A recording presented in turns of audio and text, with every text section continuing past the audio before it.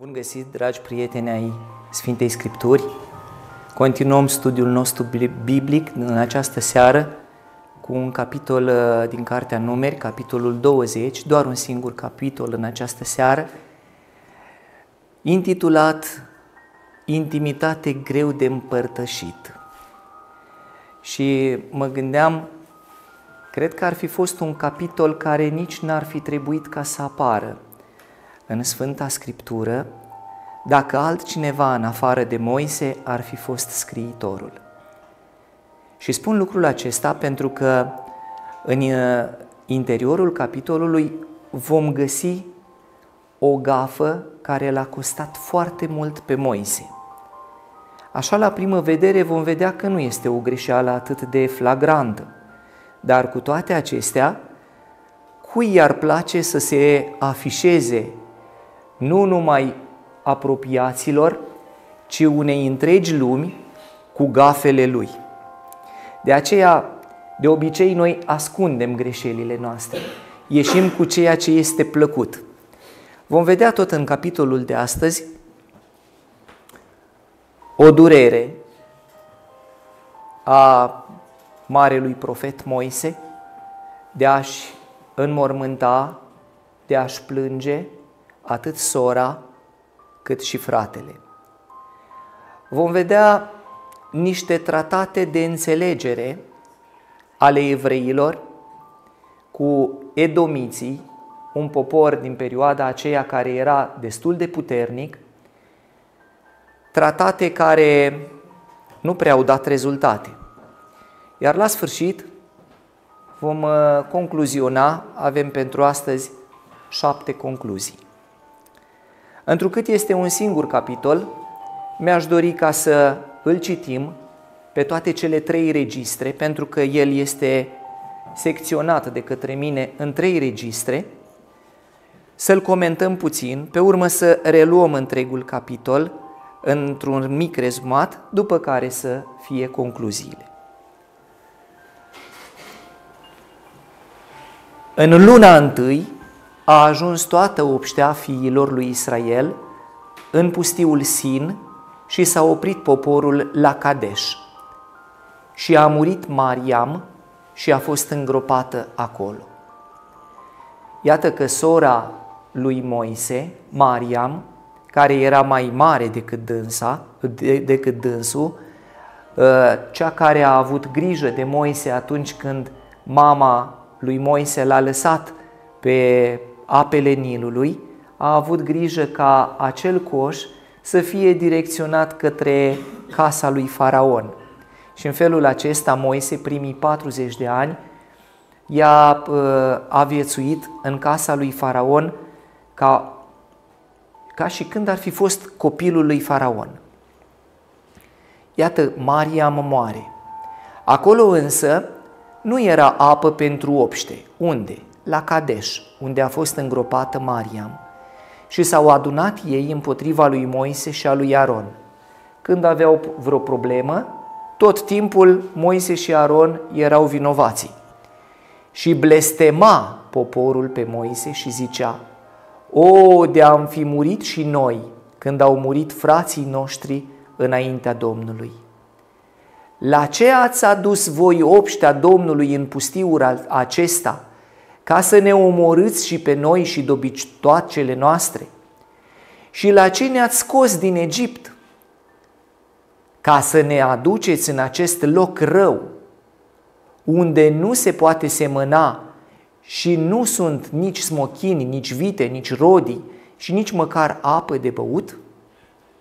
Atunci s-au dus Moise și Aron din fața poporului la ușa cortului adunării și au căzut cu fețele la pământ și s-au arătat slava Domnului peste ei.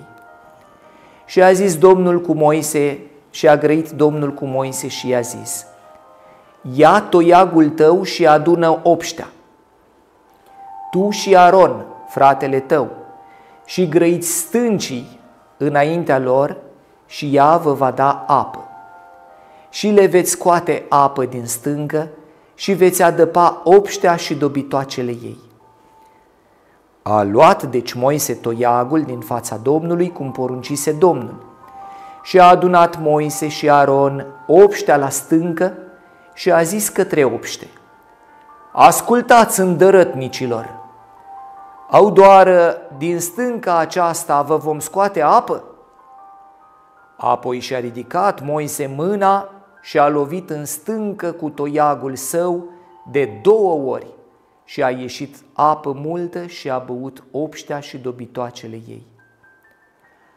Atunci a zis Domnul către Moise și Aron: pentru că nu m-ați crezut ca să arătați sfințenia mea înaintea ochilor fiilor lui Israel, de aceea nu veți duce voi adunarea aceasta în pământul pe care am să îl dau.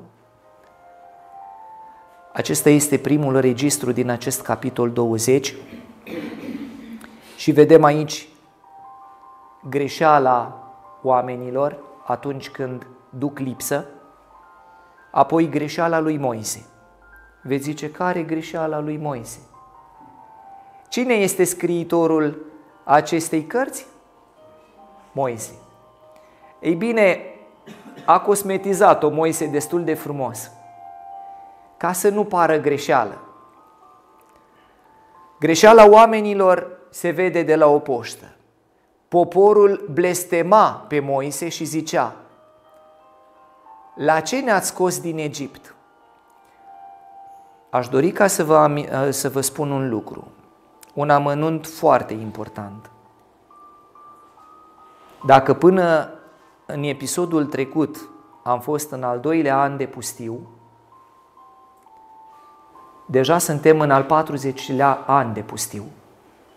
S-a sărit peste o perioadă foarte mare de 38 de ani.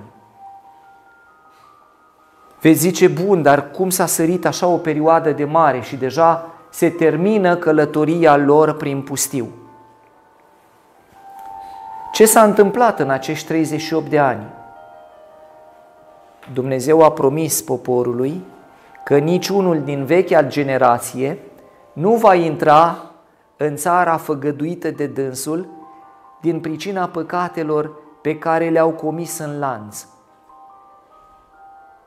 Și în timp de 38 de ani nu mai era necesară ca să se amintească faptul că acest popor evreu s-a îngropat unul pe altul și urma schimbul de generație.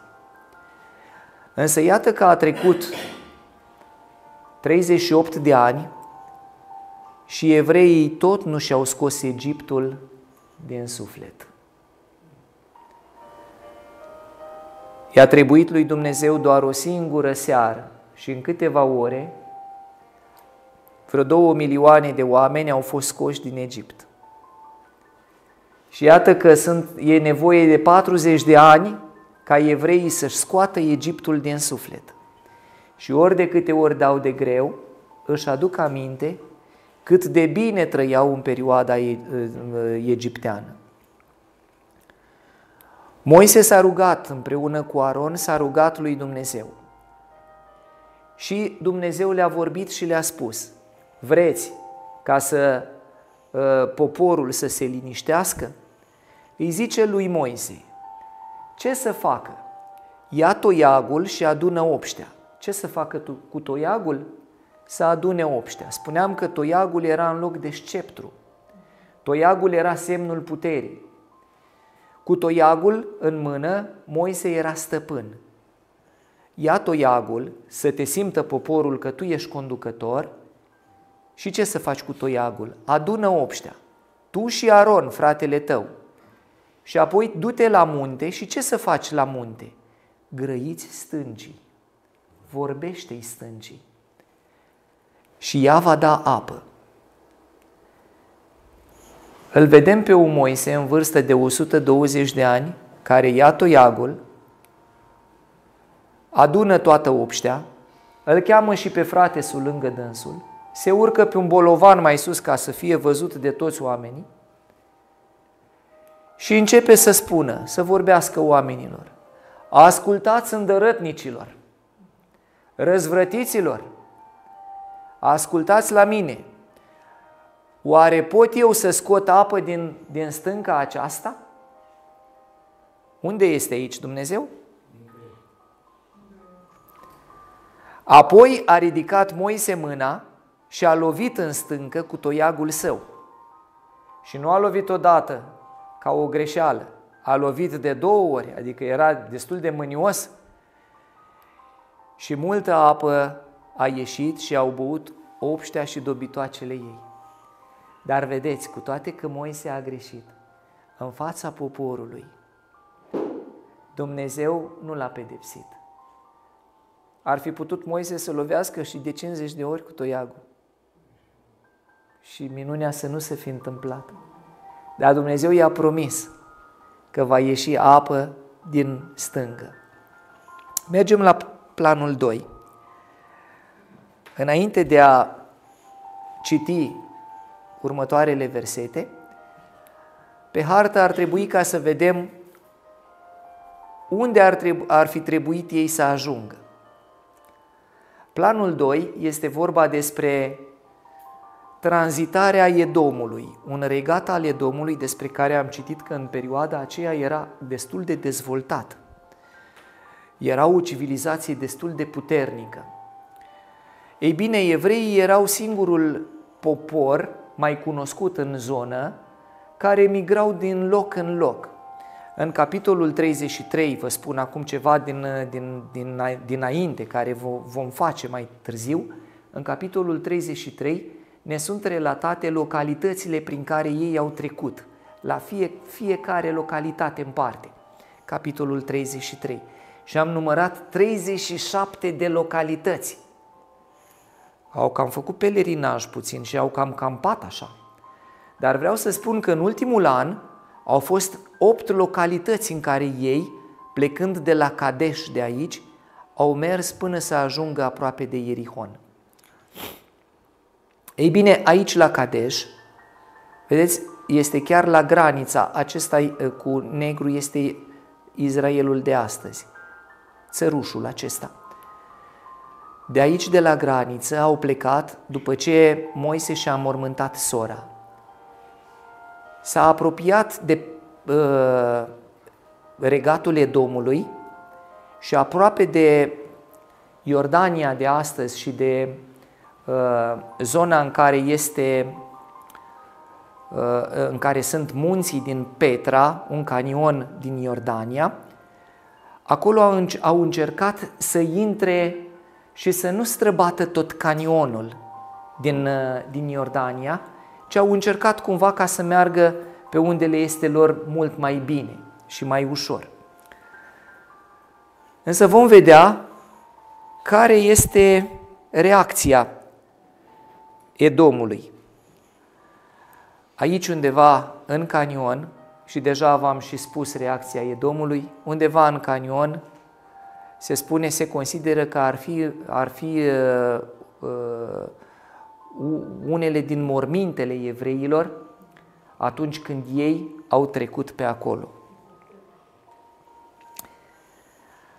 Astăzi, această zonă frumoasă din canion unde se vizitează poartă numele de trezoreria de la Petra, întrucât acolo se încasau bănuți pentru toți cei care treceau prin drumul acela. Mergem mai departe cu versetele. Din Kadesh, adică de aici, a trimis Moise soli la regele Edomului ca să-i spună: așa zice fratele tău Israel, tu știi toate greutățile ce am îndurat. Cu siguranță edomiții știau că umblă dintr-un loc într-altul.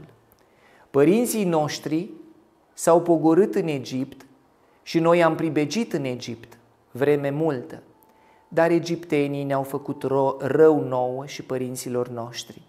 De aceea am strigat către Domnul și a auzit Domnul glasul nostru și a trimis pe îngerul său și ne-a scos din Egipt. Și acum suntem în Kadesh, orașul cel mai apropiat de hotarul tău. Îngăduiește-ne să trecem prin țara ta, că nu ne vom abate pe la ogoare și pe la vii, nici apă nu vom bea din fântânile tale, ci vom trece pe drumul împărătesc, neabătându-ne nici la dreapta, nici la stânga, până vom ieși din hotarele tale. Edom însă i-a răspuns: să nu treci pe la mine, iar nu vei asculta, voi ieși cu război înaintea ta.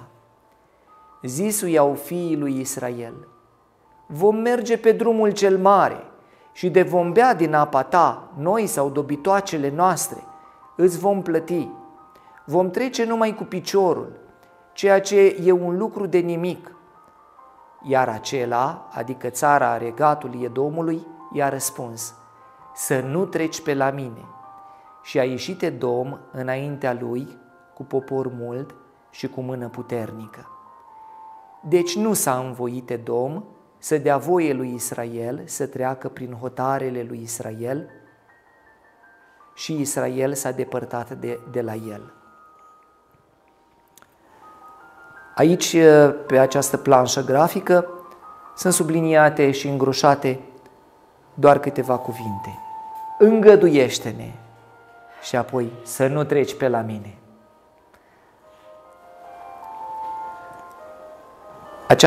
Acest tratat de înțelegere între două popoare antice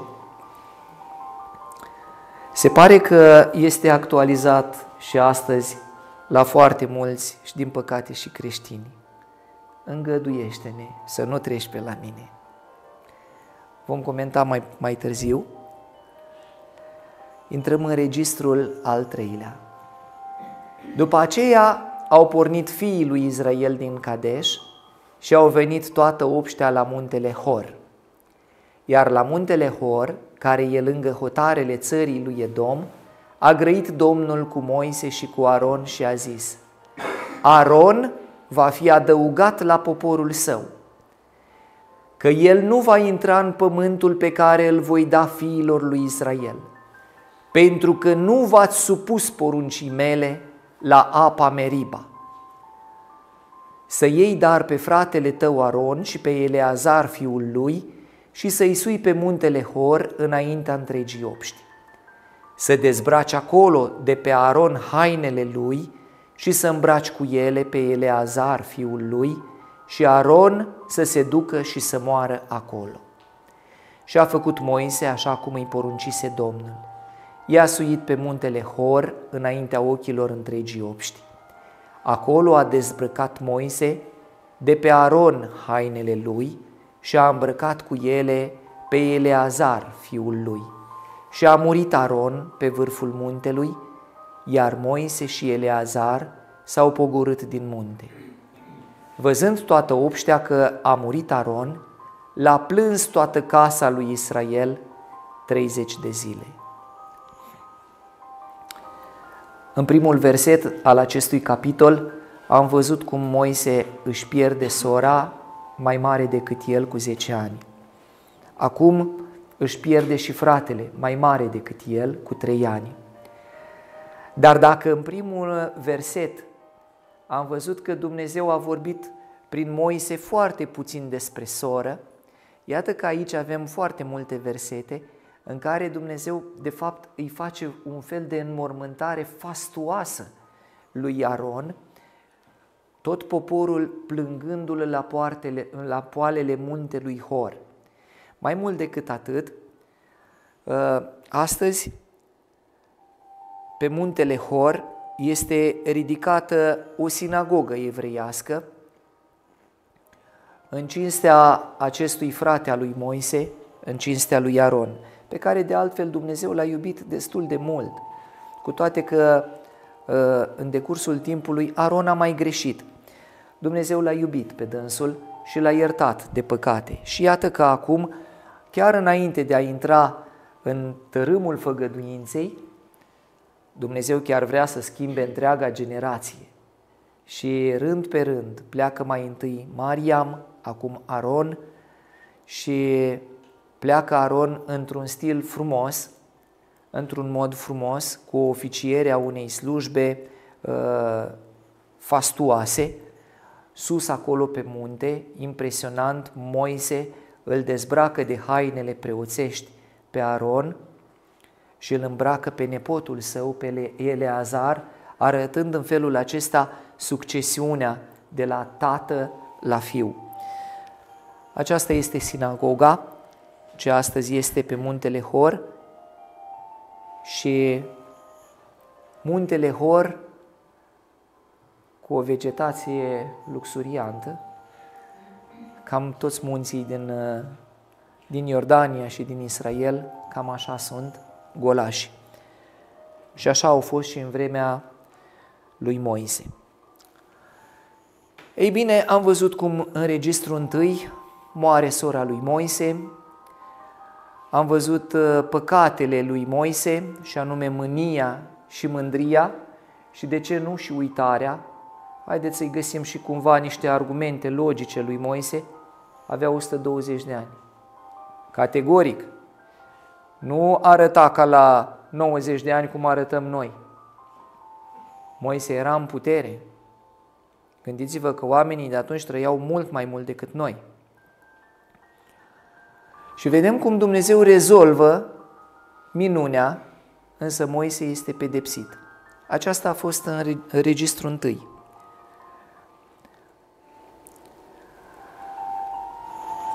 Este un verset de la 1 Corinteni în care Sfântul Apostol Pavel spune foarte frumos: și toți au băut aceeași băutură duhovnicească, pentru că beau dintr-o stâncă duhovnicească ce venea după ei, și stânca aceea era Hristos.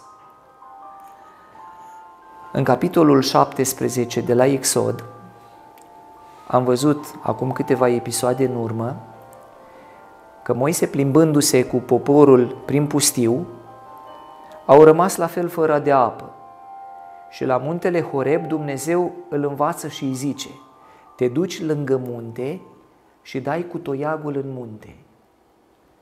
Și Moise dă cu toiagul și lui probabil i s-a întipărit și lucrul acesta, că mai făcuse odată cu toiagul, tot așa. Dar acum el trebuia doar să vorbească muntelui, să arate minunea lui Dumnezeu mai puternică. Însă, din punct de vedere spiritual și teologic, Sfântul Apostol Pavel compară stânca ce dă apă, care înseamnă viață, compară stânca cu Hristos. Și stânca aceea trebuia lovită doar o dată, crucificată doar o dată, lovită doar o dată, nu de 2 ori Moise. L-a iertat Dumnezeu pe Moise pentru păcatul acesta mare pe care l-a făcut?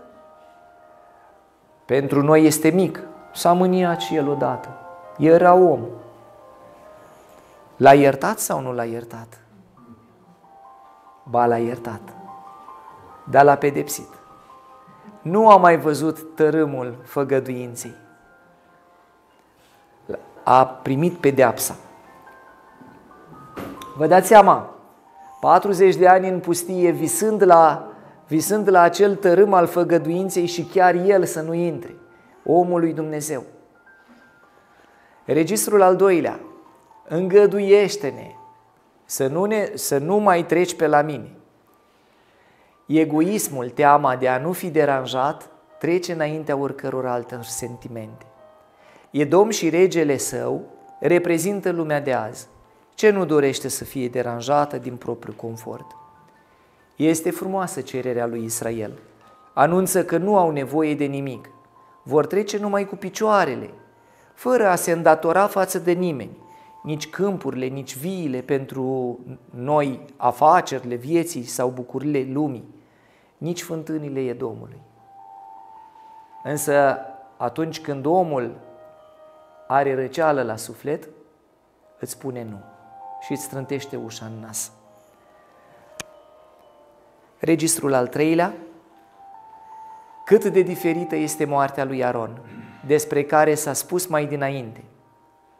Înainte de a muri, Aron urcă pe vârful muntelui Hor împreună cu fiul său Eleazar și cu Moise.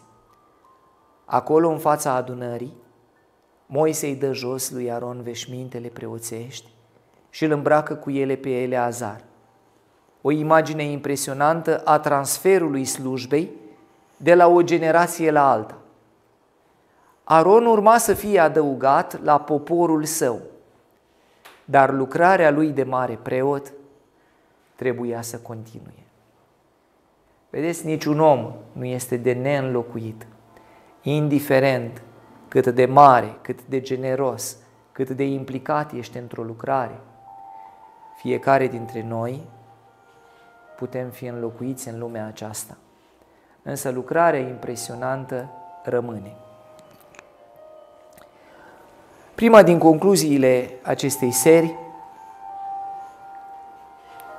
Dumnezeu poate să răsară, să facă să răsară minuni și din piatră seacă, dacă lucrul acesta este spre mântuirea ta.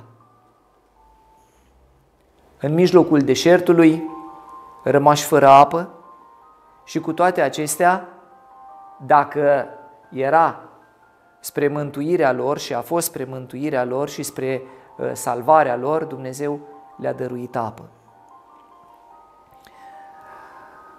De multe ori cerem de la Dumnezeu și nu ni se îndeplinesc dorințele noastre.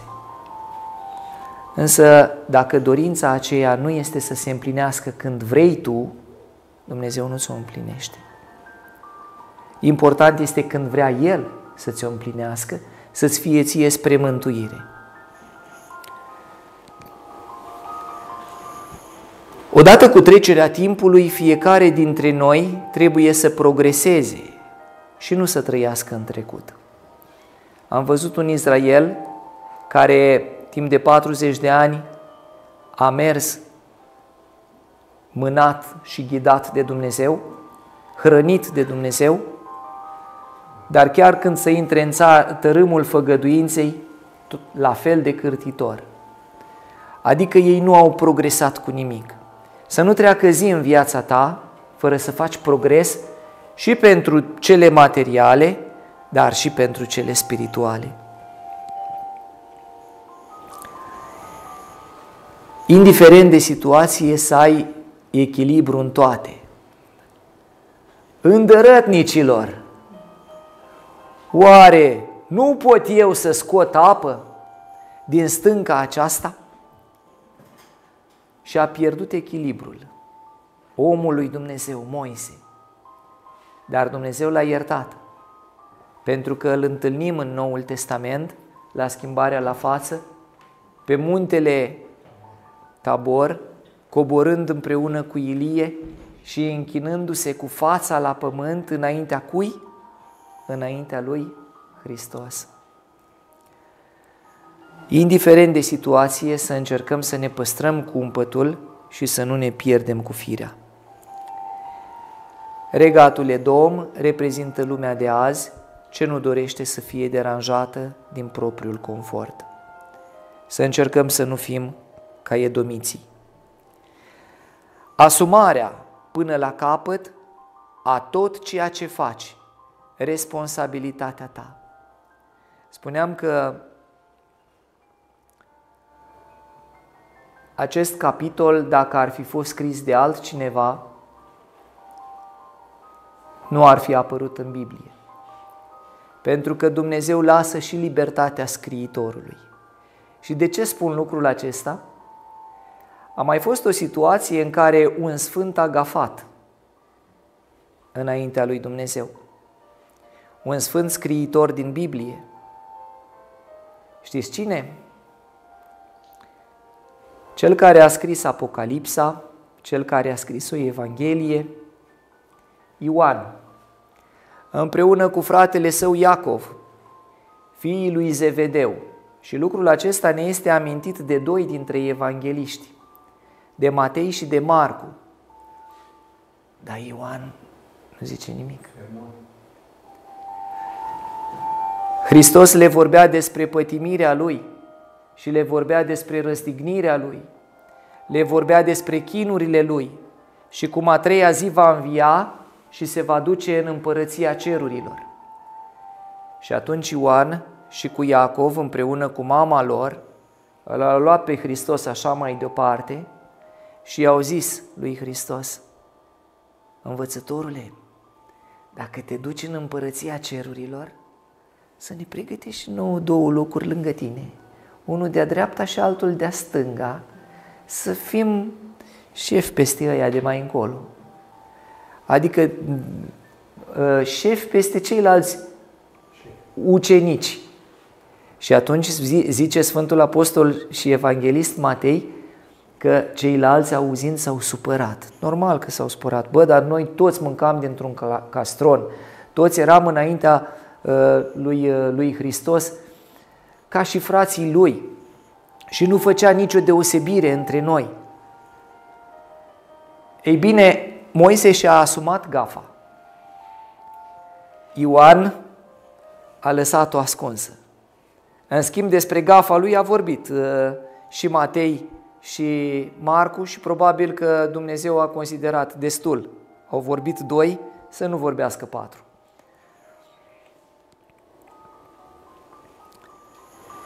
Schimbul de generații.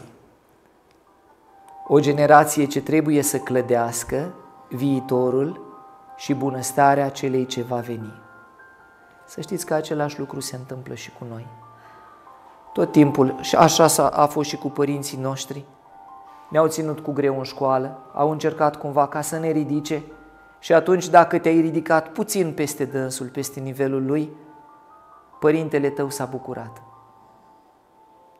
La rândul nostru și noi încercăm să ne creștem copiii, să ne creștem oamenii din jurul nostru frumos, ca atunci când vine generația următoare să primească ceva frumos de la noi. Așa să fie și să încercăm cumva ca să îi creștem pe cei de aproape ai noștri cu Duhul lui Dumnezeu și cu Duh creștinesc. Și ultima din concluziile din această seară, mi-a plăcut mult această expresie care nu se întâlnește doar aici, ci o întâlnim și anterior. Aron va fi adăugat la poporul său. În trecut s-a zis Avram va fi adăugat la poporul său și Isaac s-a adăugat la poporul său. Adică ce vrea să zică autorul? Că oamenii aceștia au plecat de aici, de pe pământ. Și unde e poporul lor? Și unde este poporul nostru atunci când plecăm?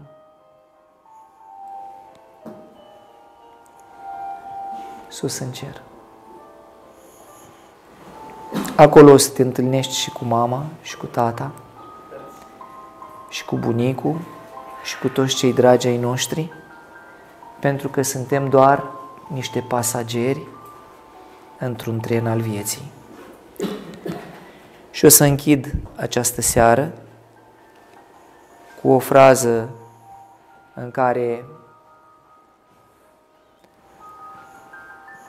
cu care m-a impresionat la acest capitol, cu trecerea de la o generație la o altă generație. Moise îi dă jos lui Aron veșmintele preoțești și îl îmbracă cu ele pe Eleazar.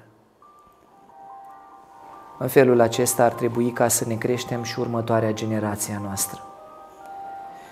Cu duh de blândețe, cu duh de empatie și în felul acesta să se transmită și urmașilor aceeași credință creștinească.